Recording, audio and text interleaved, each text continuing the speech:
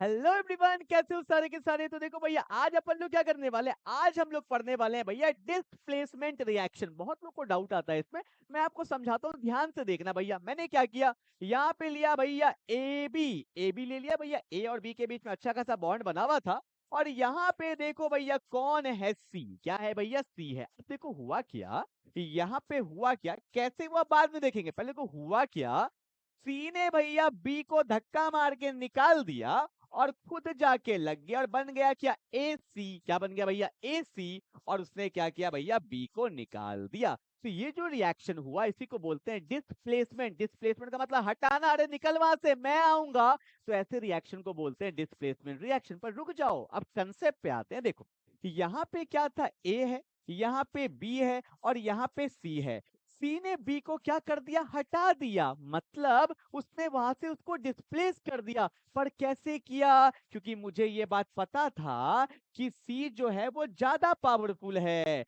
सी जो है वो मोर रिएक्टिव है और बी जो था वो लेस रिएक्टिव था। इसी वजह से मोर रिएक्टिव ने क्या किया, लेस रिएक्टिव को हटा के खुद जाके लग गया। और यही तो होता आया है भैया, जो पावरफुल होता है वही तो अपना दबदबा चलाता है। तो यहाँ पे क्या हमें देखने को मिलेगा कि more reactive element displaces, displaces का मतलब हटाना, फिर से सुनो, more reactive element displaces the less reactive element is said to be displacement reaction. इसी को क्या बोलते हैं, डिस्प्लेसमेंट रिएक्शन बोलते हैं। क्लियर है। तो सबसे पहला मेरा काम क्या होता है भैया, डेफिनेशन लिखो। एग्जाम में डेफिनेशन मैटर करता है, लिखो जल्दी से, लिखो ना, लिखो। इन द डिस्प्लेसमेंट रिएक्शन, लिखो, in the displacement reaction more reactive element, more reactive element,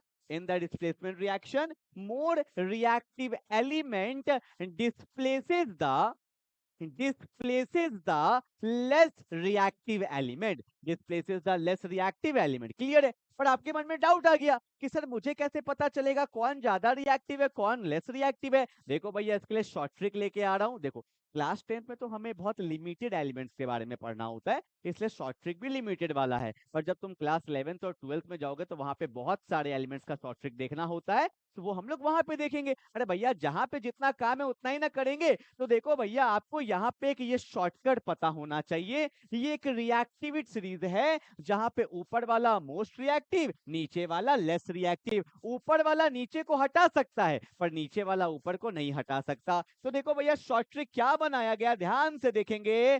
please, क्या बोल रहा है, देखो इज्जत से बोल रहा है, please stop calling me a careless जैबड़ा। अरे क्या बोला, बोलो ना। अरे please stop calling me a careless जैबड़ा। अरे भैया, मुझे केयरलेस जैबड़ा मत बुलाओ। तो क्या बुलाए, इंस्टीड, क्या, instead try learning how copper saves gold. फिर से बोलो, क्या, instead try learning how copper saves gold. ये शॉर्ट ट्रिक आपको पता होना चाहिए। अगर एक दो बार पढ़ोगे तो ऑटोमेटिकली याद हो जाएगा। अब रटने मत बैठ जाना, दो बार पढ़ोगे। फिर से बोलो, अरे please stop calling me a careless जैबड़ा। फिर से बोलो, please stop calling me a careless जैबड़ा। इंस्टीड, क्या, instead try learning how copper saves gold. फिर से बोलो, क्या, instead try learning how copper saves gold. दो बार पढ़ोगे तो याद हो जाएगा। तो देखो क्या है, अरे पी मतलब पोटेशियम, एस मतलब सोडियम, सी मतलब क्या, कैल्शियम, एम मतलब मैग्नीशियम, ए एल्युमिनियम, सी कार्बन, जेड जिंक, आई आयरन, टी टीन, एल से लीड, एच से हाइड्रोजन, सी से कॉपर, एच से सिल्वर, जी से गोल्ड।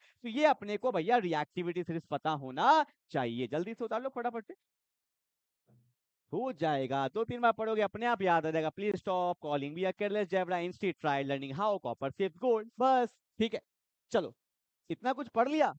जब तक क्वेश्चन नहीं करेंगे क्या फायदा भैया, कंसेप्ट तो क्वेश्चन में छुपा होता है। आओ देखते हैं, एक एक करके सारे क्वेश्चन को देखेंगे। पहला क्या बोला, देखो पहला बोला है अपने आप को, देखो क्या बोला है कि when a strip of zinc metal, मैंने भैया ले लिया जिंक, ले लिया सॉलिड के फॉर्म में होता है, जिंक ले लिया और उसको किस में डाल दिया भैया, copper sulphate, CuSO4, aqueous form में होता है। कॉपर सल्फेट ले लिया मैंने एक्वस फॉर्म में। एक्वस वर्ड का मतलब क्या होता है यार, ये छोटा छोटा वर्ड हमें नहीं पता चलता है। एक्वस वर्ड का समझो, आपने सुना होगा एक्वागार्ड। पानी का रक्षक। मतलब जब कहीं पे भी एक्वस लिखा होगा तो वहां पे आपके दिमाग में आना चाहिए कि वहां पे वाटर किसके तरह काम कर रहा है, सॉल्वेंट के तरह। जिस सॉल्यूशन में वाटर सॉल्वेंट होता है वहां पे हम लोग एक्यू लिखते हैं, एक्वस। तो कुछ भी डाउट हो पूछेंगे, ठीक है ना, कोई दिक्कत तो नहीं। एस तो सॉलिड है, एक्यू मतलब एक्वस। एक्वस का मतलब जहां पे वाटर सॉल्वेंट के तरह काम कर रहा है। छोटा छोटा बात पर ध्यान देंगे। अब देखो यहाँ पे कौन है भैया, जिंक है। यहाँ पे कौन है, कॉपर है। जिंक और कॉपर में कौन ज्यादा पावरफुल, रिएक्टिविटी सीरीज आ जाओ भैया। जिंक ये रहा, कॉपर ये रहा, ज्यादा पावरफुल कौन है, जिंक। दबदबा दिखाएगा। जिंक बोला कॉपर निकलो, मैं आऊंगा। ये देखो भैया आ गया। जिंक ने कॉपर को निकाल दिया और क्या बन गया, जिंक सल्फेट बन गया। ये भी एक्वस रहेगा, बेचारा कॉपर को निकाल दिया गया है। तो भैया आपको भी लाइफ में आगे बढ़ना है तो कोई आपको अपने जगह से नहीं हटा सके, इसके लिए मेहनत करना पड़ेगा, आगे बढ़ना पड़ेगा, पावरफुल बनना पड़ेगा। तो भैया पढ़ाई पे ध्यान देंगे। क्लास 10th वालों, अभी फाउंडेशन है, अभी से बेस स्ट्रांग हो जाएगा तो कोई आपको हटा नहीं सकेगा, कोई आपको डिस्प्लेस नहीं कर सकेगा। इसलिए ध्यान से एक एक चीज को समझेंगे। तो जिंक है, ये क्या है, कॉपर सल्फेट से क्या बन गया, जिंक सल्फेट, और साथ में क्या निकल गया, कॉपर। क्यों, अरे रीजन क्या लिखेंगे, क्योंकि zinc is more reactive than copper. अरे zinc is more reactive than copper, that's why it displaces, that's why it displaces copper from the copper sulphate, copper from the copper sulphate and form zinc sulphate. Clear है ना। तो भैया equation भी लिख दिया हमने, word में भी लिख दिया, एक एक चीज को समझ समझ के आगे बढ़े। एक और एग्जांपल है, बोला when a piece of magnesium metal, Mg को भैया डाल दिया गया किस में, कहा गया भैया, कॉपर सल्फेट में। ओके, CuSO4 एक्वस ले लिए भैया, ठीक है। तो क्या बनेगा, देखो भैया रिएक्टिविटी सीरीज पेज को देखो नोट्स में, कॉपर मैग्नीशियम में कौन पावरफुल, मैग्नीशियम। तो यहाँ पे क्या बन जाएगा, MgSO4 मैग्नीशियम सल्फेट, और साथ में क्या निकल गया, कॉपर को धक्का मार के निकाल दिया गया भैया। बार बार यही होता आ रहा है, ठीक है। चलो दो एग्जांपल कर लिए, और कर लिए एक दो एग्जांपल। देखो एक दो में क्या मजा आता है, कम से कम तो चार बनता है ना यार। अगला देखो क्या बोला है, क्या बोला भैया, प्रैक्टिस से पीछे मत हटिए, क्या बोला है, when a piece of iron metals, या आयरन ने, आयरन क्या होता है, Fe होता है, सॉलिड के फॉर्म में ले लिया, ठीक है। किसको, सबको कॉपर सल्फेट में ही डाल देंगे क्या, ठीक है भैया।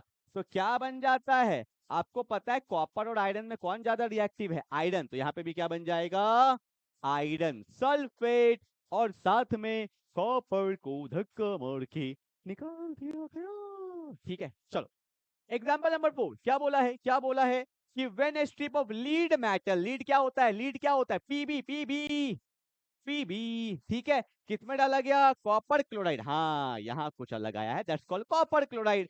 तो कॉपर क्लोराइड क्या होता है, CuCl2 होता है, कॉपर क्लोराइड, ठीक है। And then lead chloride is form, lead chloride क्या होता है, PbI2 हो जा, सॉरी लीड आयोडाइड लिख दिया मैंने।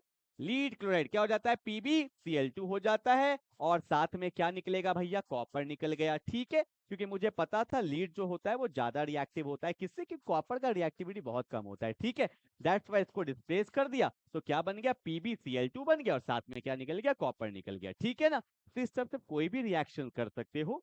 एक मैंने आपके लिए भैया होमवर्क दिया है, बहुत इजी है, प्लीज मुझे कमेंट करके जरूर बताना। अरे तुमने पढ़ा है तो एक कमेंट तो कर ही सकते हो ना, कमेंट करके मेरे को जरूर इसका बताएंगे क्या बनने वाला है, ठीक है। तो ये आपको कमेंट करके मुझे ये वाला आपको बताना है, क्लियर है। आई होप आपको डिस्प्लेसमेंट समझ में आ गया होगा, कहीं कोई दिक्कत नहीं, रिवाइज करिए। आगे क्या पढ़ेंगे, डबल डिस्प्लेसमेंट, फिर क्या पढ़ेंगे, रिडॉक्स, ठीक है। मिलते हैं अगले क्लास में, तब तक के लिए बाय बाय।